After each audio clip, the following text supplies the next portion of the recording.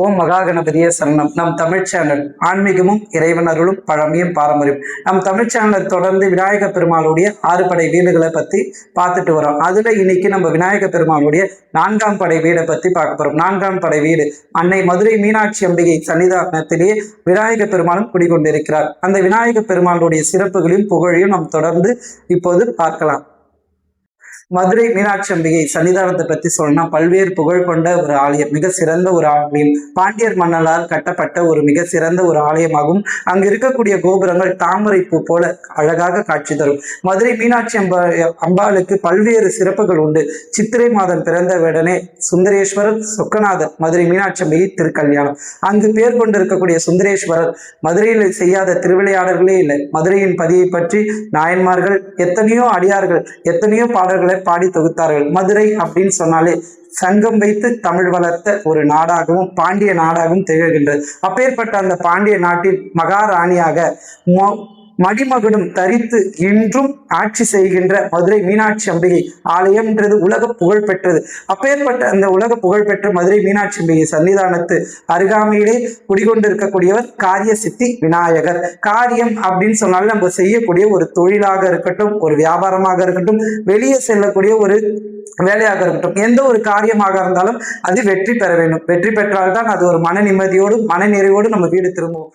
அதே போல் நம் மாணிக்க வாசக பெருமாள் நம்மளுக்கு இன்னைக்கு திருவாசகம் அப்படின்னு சொல்லக்கூடிய மிக உயர்வான ஒரு நூல் இருக்கு அப்படின்னா நம்ம மாணிக்க வாசகர் தான் காரணம்.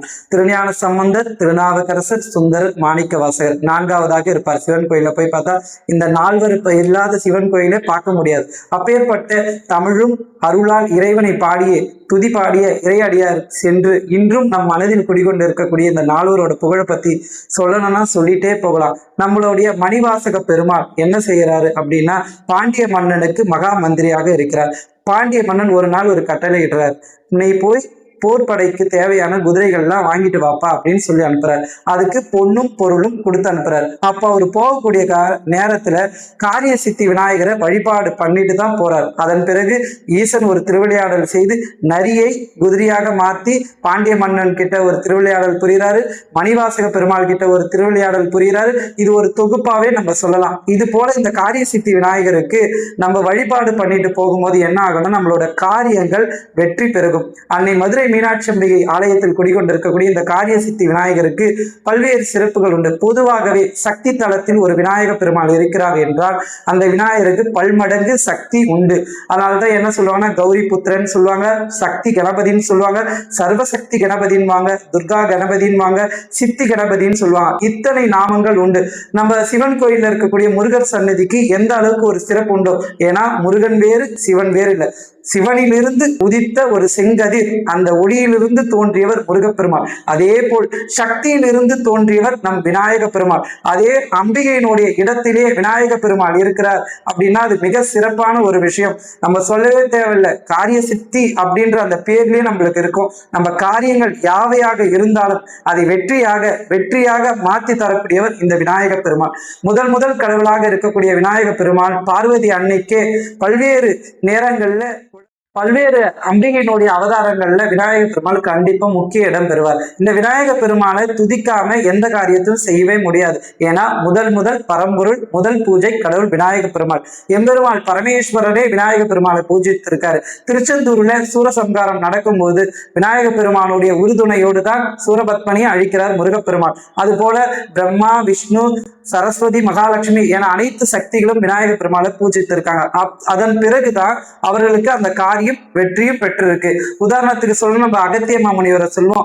அகத்திய முனிவர் எந்த ஒரு காரியம் செய்தாலும் சரி விநாயக பெருமாளை தொழுது விட்டுத்தான் அந்த காரியத்தை செய்வார். அவருக்கு இன்றைக்கும் உலகத்துல பல்வேறு இடங்கள்ல, பல்வேறு மலைகள்ல, பல்வேறு இயற்கை சார்ந்த இடத்துங்கள்ல பார்த்தா அகத்தியரோட சிலை சிறு சிலையாவது இருக்கும். அந்த அளவுக்கு ஒரு பேரும் புகழும் இருக்கு அப்படின்னா அவர் செய்யக்கூடிய காரியங்களை வெற்றிகரமாக மாற்றி தந்தவர் இந்த விநாயக பெருமாள். வெற்றியை தருகின்ற கணபதியாக, வெற்றி கணபதியாக இருக்கக்கூடியவர் காரிய சித்தி சித்தி கணபதி.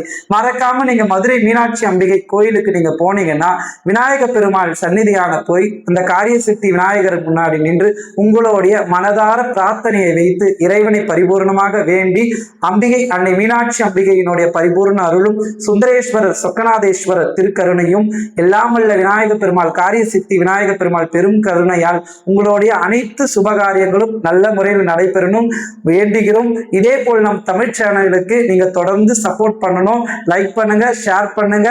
உங்களுடைய உற்றார் உறவினர் நண்பர்களுக்கும் இது போன்ற நல்ல பதிவுகளை அவர்களுக்கு தெரிவிங்க. உங்களிடம் விடை பெறுவது உங்கள் பிரதீப்.